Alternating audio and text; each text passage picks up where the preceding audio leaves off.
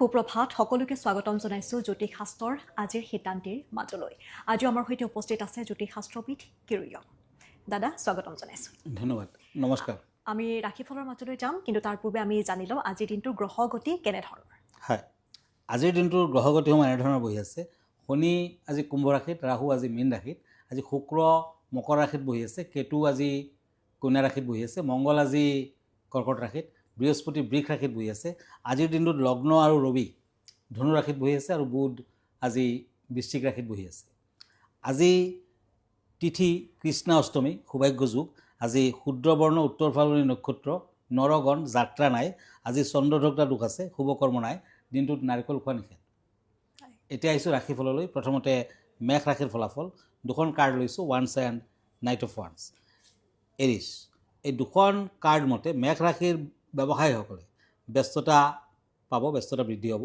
বিদ্যাৰ্থীসকলে নিজ চেষ্টাৰ ফলত উন্নতি স্বাস্থ্যৰ প্ৰতি যত্ন লওক প্ৰেমিক প্ৰেমিকাসকলে সফলতা অৰ্জন কৰিব পাৰিব নিবনুৱাসকলৰ কৰ্মপ্ৰাপ্তিৰ যুগ অৰেঞ্জ কালাৰ লাকি গ্ৰীণ কালাৰ আনলাকি এতিয়া বৃষ ৰাশি টৰাছ চ'ৰ্টছ এণ্ড পেজ অফ চ'ৰ্টছ এই দুখন কাৰ্ড মতে এই ৰাশিৰ জাতক জাতিকাসকলৰ পাৰিবাৰিক অশান্তি থাকিব বিদ্যাৰ্থীসকলে পঢ়া শুনাত সফলতা অৰ্জন কৰিব পাৰিব উচ্চপদস্থ বিষয়াৰ লগত সুসম্পৰ্ক বজাই থাকিব উপকৃত হ'ব প্ৰেমত কিছু চিন্তা থাকিব ৰেড কালাৰ লাকি গোলাপীয়া কালাৰ আনলাকি এতিয়া হওক মিথুন ৰাশিলৈ জেমিনি কাপছ এণ্ড চেৰিয়ট এই দুখন কাৰ্ড মতে এই ৰাশিৰ জাতক জাতিকাসকলে কিবা সংবাদত চিন্তিত হ'ব পাৰে আজি সন্তানৰ উন্নতিয়ে মনত আনন্দ দিব ভ্ৰমণৰ সুযোগ দেখা যায় বন্ধুবৰ্গৰ দ্বাৰা ক্ষতিগ্ৰস্ত হ'ব পাৰে সাৱধান হওক প্ৰেমত শুভ ফল আজিৰ দিনটো গণেশদেৱৰ আৰাধনা কৰক শুভ ফল দিব হালধীয়া কালাৰ লাকি নীলাবৰণটো আনলাকি এতিয়া কৰ্কট ৰাশি কেঞ্চাৰ চ'ৰ্টছ এণ্ড পেজ অফ পেণ্টাকলছ এই দুখন কাৰ্ড মতে এই ৰাশিৰ জাতক জাতিকাসকলৰ সন্তানক লৈ কিছু চিন্তা থাকিব ভ্ৰমণৰ ক্ষেত্ৰত সতৰ্কতা অৱলম্বন কৰক আজি উৎসাহজনক খা খবৰত সুখী কৰিব প্ৰেম প্ৰীতিত কিছু বাধা থাকিব পাৰে আজিৰ দিনটোত পাৰিলে মাছক খোৱা দ্ৰব্য দান কৰক ব্লু কালাৰ লাকি ৰেড কালাৰ আনলাকি দাদা এখন পত্ৰ লৈ লৈছোঁ হয় পত্ৰখনত লিখিছে যে মোৰ ঘৰত ৰাতি কিবা অচিন শক্তি অহা যেন অনুভৱ হয় আৰু এই ঘৰটো মই লোৱাৰ আগতে এটা ছুইচাইড কেছ হৈছিল বুলি তেওঁ উল্লেখ কৰিছে জ্যোতিষ শাস্ত্ৰৰ কেনেধৰণৰ উপায় আছে এই সন্দৰ্ভত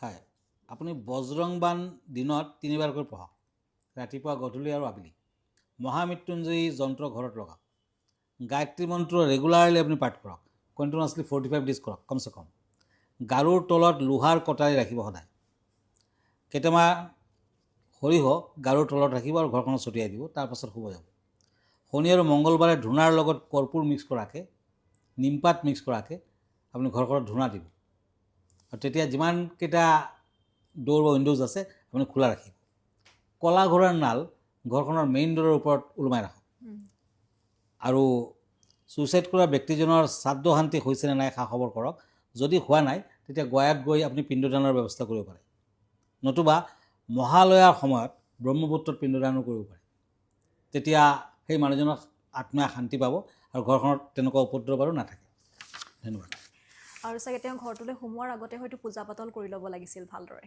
হয় সদায় ঘৰ সংসাৰৰ সময়ততো সেইবিলাক কৰিবই লাগে পূজা পাতল নিশ্চয় কৰিব লাগে ঠিক আছে দাদা আমি আনকেইটা ৰাশিফললৈ যাওঁ হয় চ'ৰ্টছ এণ্ড চ'ৰ্টছ এই দুখন কাৰ্ড সিংহ ৰাশিসকলৰ বাবে লিঅ' এই ৰাশিৰ জাতক জাতিকাসকলৰ প্ৰেমত আনন্দ লাভ কৰ্মসূত্ৰত ভ্ৰমণৰ যুগ আজি আৰ্থিক দিশত ব্যয় বৃদ্ধি পাব বিদ্যাৰ্থীসকলে শুভ ফল পাব সা সম্পত্তিক লৈ সংঘাত আহিব পাৰে সাৱধান হওক আজিৰ দিনটোত পাৰিলে নাৰায়ণৰ পূজা পাতল কৰক নাৰায়ণৰ পাঁচালি পৰক লক্ষ্মীৰ পাঁচালি পৰক ভাল হ'ব গ্ৰীণ কালাৰ লাকি অৰেঞ্জ কালাৰ আনলাকি এতিয়া দুখন কাৰ্ড ওৱান্স এণ্ড পেণ্টাকলছ এই দুখন কাৰ্ড কন্যা ৰাশিসকলৰ বাবে এই ৰাশিৰ জাতক জাতিকাসকলে আজি বন্ধুবৰ্গৰ পৰা উপকৃত হ'ব পাৰে সন্তানৰ সুখ কীৰ্তিয়ে দেখা যায় প্ৰেমত কিছু সমস্যা থাকিব ভ্ৰমণত শুভ ফল আজি মিঠাই খাই যাত্ৰা কৰক ভাল হ'ব মেৰুণ কালাৰ লাকি নীলাবৰণটো আনলাকি এতিয়া আহিছোঁ চ'ৰ্টছ এণ্ড চ'ৰ্টছ তুলা ৰাশিসকলৰ বাবে তুলা ৰাশি লিব্ৰা আজি আপোনাৰ শৰীৰ মধ্যম বিয়া বাৰুৰ প্ৰাৰ্থীসকলৰ বাবে শুভ প্ৰস্তাৱ আহিব পাৰে বিদ্যাৰ্থীসকলে আশানুৰূপ ফল পাব পাৰে প্ৰেমত আনন্দ লাভ ব্যৱসায় বাণিজ্যত ব্যস্ততা বৃদ্ধি পাব আজি ব্লেক কালাৰ লাকি গোলাপীয়া কালাৰটো আনলাকি এতিয়া বৃশ্চিক ৰাশি ওৱান্স এণ্ড কাপছ স্কৰ্পিঅ' আজি আপুনি কোনো ক্ষেত্ৰত অস্থিৰ হৈ উঠিব পাৰে সন্তানৰ সুকৰ্মৰ বাবে সমাজত সন্মান বৃদ্ধি বিদ্যাৰ্থীসকলৰ বাবে দিনটো মধ্যম ভ্ৰমণৰ ক্ষেত্ৰত সাৱধান হওক আজি অকণমান চেনি নতুবা গুড় খাই যাত্ৰা কৰক, শুভ হ'ব। হোৱাইট কালাৰ লাকি, য়েলো কালাৰ আনলাকি। আজি এই বিষয়ে কি জনাব দাদা, কেনেধৰণৰ বিষয় লৈ আহিছে? হয়, আজি ভাবিছোঁ ৰুদ্ৰাক্ষৰ বিষয়ে দুই এষাৰ ক'ম। হয়। ৰুদ্ৰাক্ষৰ কথা মই আগতেও বহুতবাৰ কৈছোঁ, আজি আকৌ ৰুদ্ৰাক্ষৰ বিষয়ে ক'ম। ৰুদ্ৰাক্ষ বিভিন্ন ক্ষেত্ৰত আপুনি কামত আহে, আপোনাৰ কামত দিব পাৰে। আজিকালি দেখা যায় যে ক'ভিডৰ পিছৰ পৰা মানুহবোৰে প্ৰায় কথাই স্মৰণত ৰাখিব নোৱাৰে, স্মৰণ শক্তি কমি গৈছে, পাহৰি যায়। গতিকে এখেতসকলে যদি তিনিমুখী নতুবা পাঁচমুখী ৰুদ্ৰাক্ষ ধাৰণ কৰে শুভ ফল পাব।